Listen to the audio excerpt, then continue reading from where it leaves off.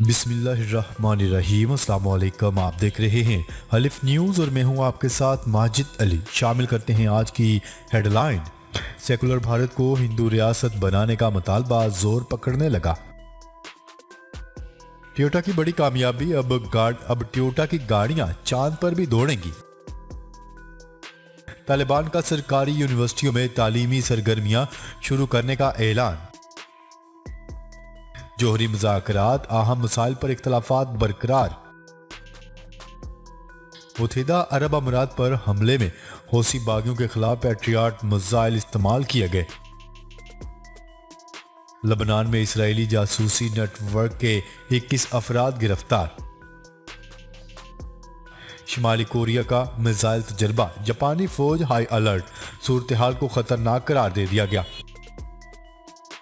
Japan का F-15 जंगी तैयारा उड़ान भरने के बाद लापता, तलाश जारी। तुर्की का चांद पर मिशन भेजने का फैसला। पाकिस्तान और दुनिया भर की खबरों से बाखबर रहने के लिए अलिफ न्यूज़ को सब्सक्राइब कर लें और बेल आइकन को क्लिक करना ना भूलिएगा। नाजरीन, अपनी आरा का इजहार कमेंट सेक्शन में लाजमी कीजिएगा। हेडलाइंस आपने जानी, अब बढ़ते हैं खबरों की तफसीलात की तरफ। भारत में इंतहा पसंद हिंदुओं की एक और साजिश।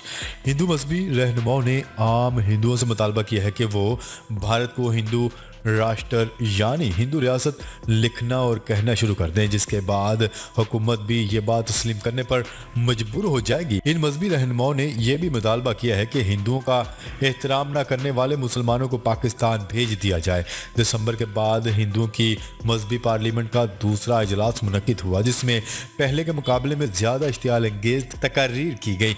इजलास में हिंदुओं के मजहबी लिहाज से इंतहाई मोहतरम समझे जाने वाले मुतअद्दिद लीडरों समेत 400 सनद शरीक हुए। इस इजलास में करारदाद पेश की गई, जिसके तहत तब्दीली मजहब को मुल्क से गद्दारी और ऐसा करने में मुलव्वस पाए जाने वालों के लिए सजाए मौत का मुतालबा भी किया गया। याद रहे कि इस इजलास में इंतहाई इश्तियाल अंगेज तकरीर करते हुए भारतीय मुसलमानों के लिए रूहानिया बशिंदों के कत्लेआम जैसी कार्रवाइयों का मशवरा दिया गया। उन्होंने भारतीय पुलिस, फौज और सियासतदानों से मुसलमानों की नस्ल कुशी के लिए मुतहिद हो जाने की अपील भी की।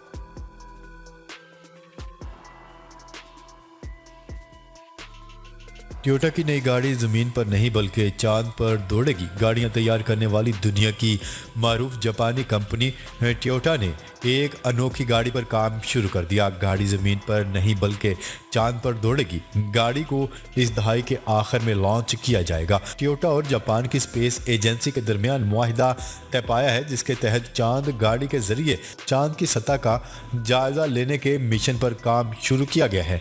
यह मनसूबा 2040 तक इंसानों के चांद पर रहने और फिर जिंदगी को मरीख पर ले जाने के पेश नज़र बनाया गया है। जापान स्पेस एजेंसी के इश्तराक से बनाई जाने वाली इस गाड़ी का नाम लोनर रखा गया है। ये नाम टोयोटा की लैंड क्रूजर पर रखा गया है। इस गाड़ी की लॉन्च इस दहाई के आखिर में की जाएगी। टोयोटा मोटर कारपोरेशन में लोनर क्रूजर प्रोजेक्ट के सरबरा का कहना था कि ये गाड़ी इस ख्याल पर मबनी है कि लोग बाहफाजत गाड़ी में काम कर सकें, खा सकें, सो सकें और दीगर अफराद के साथ राब्ता कर सकें और ऐसा ही बैरूनी खला में किया जा सके। उन्होंने मजीद कहा है कि खला में जाकर हम शायद टेली कम्युनिकेशन और दीगर टेक्नोलॉजी इतनी जदीद करने के काबिल हो जाएं जो इंसानी ज़िंदगी के लिए अहम साबित होगी।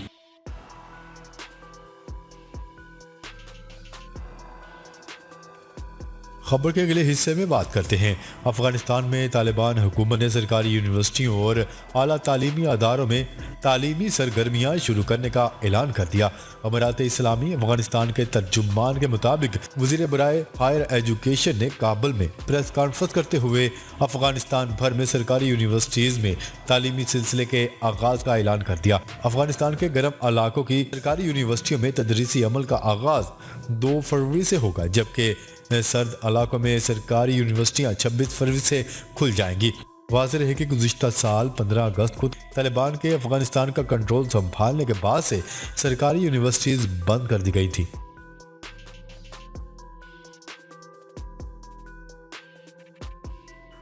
خبر کے اگلے حصے میں بات کرتے ہیں۔ ایران کا کہنا ہے کہ جوہری مذاکرات میں اہم مسائل پر اختلافات برقرار ہیں۔ ترجمان ایرانی وزارت خارجہ سید خطیب زادہ کے مطابق ایران پر پابندیوں سے متعلق اہم مسائل ابھی باقی ہیں۔ مسائل کی وجہ سے ابھی تک جوہری معاہدہ بحال نہیں ہو سکا۔ ضمانت درکار ہے کہ امریکہ دوبارہ معاہدے سے باہر نہیں نکلے گا۔ فریقین بات چیت میں واپس آئیں تاکہ معاہدے کو حتمی شکل دی جا سکے۔ معاہدے کے دیگر فریقین بشمول امریکہ کو سیاسی فیصلے کرنے کی ضرورت ہے۔ جوہری معاہدے کی بحالی کے لیے ایران اور دیگر فریقین میں اب تک بات چیت کے 8 دور ہو چکے ہیں۔ خبر کے اگلے حصے میں بات کرتے ہیں۔ امریکہ کا کہنا ہے کہ متحدہ عرب امارات پر حوثی باغیوں کے حملے کے دوران امریکی فورسز نے پیٹریاٹ میزائل فائر کیے۔ وائٹ ہاؤس کی پریس سیکرٹری جین سیکی نے میڈیا بریفنگ میں کہا ہے کہ امریکی فورسز نے حوثی باغیوں کی جانب سے بیلسٹک میزائل فائر کرنے کی جوابی کارروائی میں زمین سے فضا میں مار کرنے والے پیٹریاٹ میزائل استعمال کیے۔ کارروائی متحدہ عرب امارات کی فورسز کے ساتھ مشترکہ طور پر کی گئی۔ پریس سیکرٹری کا مزید کہنا تھا کہ امریکی صدر جو بائیڈن نے وزیر دفاع کو متحدہ عرب امارات اور سعودی عرب کو حوثی باغیوں کی جانب سے ہر ممکن مدد فراہم کرنے کے احکامات جاری کیے تھے۔ انہوں نے مزید کہا ہے کہ امریکہ متحدہ عرب امارات کے ساتھ قریبی رابطے میں ہے اور مل کر کام کر رہا ہے۔ تمام خطرات کا متحدہ عرب امارات اور اس کے لوگوں کا تحفظ یقینی بنائیں گے۔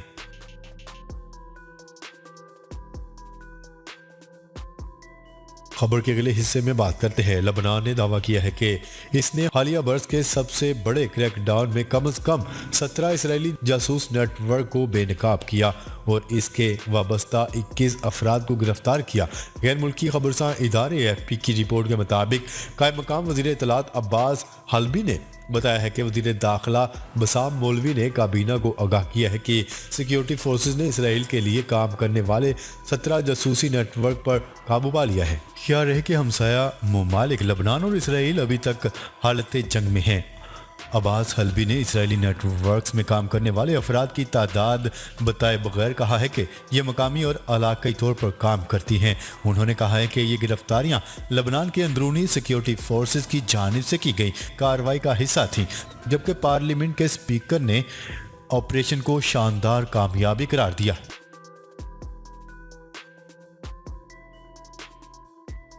خبر کے اگلے حصے میں بات کرتے ہیں۔ جاپان نے شمالی کوریا کی جانب سے اتوار کے روز کے میزائل تجربے کے بعد اپنی افواج کو ہائی الرٹ کرتے ہوئے ملکی سرحدوں کی نگرانی کو تیز کر دیا۔ شمالی کوریا نے بلند راستہ استعمال کرتے ہوئے معمول سے تیز عمودی زاویے پر میزائل تجربہ کیا تھا۔ باور کروایا جاتا ہے کہ اس میزائل نے بحیرہ جاپان میں جاپان کے خصوصی اقتصادی زون سے باہر گرنے سے پہلے 800 کلومیٹر تک پرواز کی اور تقریباً 2000 کلومیٹر کی بلندی تک پہنچا۔ جاپان کے وزیر اعظم نے میزائل داغنے کو اقوام متحدہ کی سلامتی کونسل کی قراردادوں کی خلاف ورزی قرار دیا اور کہا ہے کہ انہوں نے پیونگ یانگ سے سخت احتجاج کیا ہے۔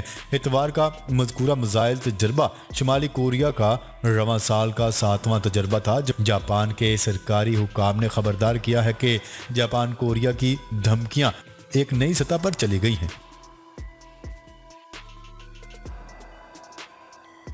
خبر کے اگلے حصے میں بات کرتے ہیں۔ جاپان کا F-15 طیارہ اڑان بھرنے کے بعد لاپتہ ہو گیا۔ جاپانی وزارت دفاع کا کہنا ہے کہ آج لاپتہ ہونے والا F-15 طیارہ جاپانی ایئر سیلف ڈیفنس فورس کا ہے۔ طیارے کے لاپتہ ہونے سے متعلق تحقیقات جاری ہیں۔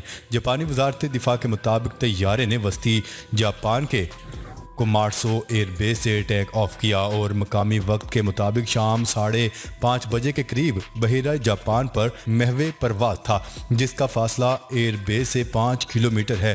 وہاں ریڈار سے غائب ہو گیا۔ جاپانی فضائی دفاعی نظام کے ترجمان کے مطابق طیارہ 2 افراد کی گنجائش والا ہے، لیکن اس وقت یہ پتہ نہیں چل سکا کہ اس میں کتنے افراد موجود تھے۔ اس حوالے سے تحقیقات جاری ہیں۔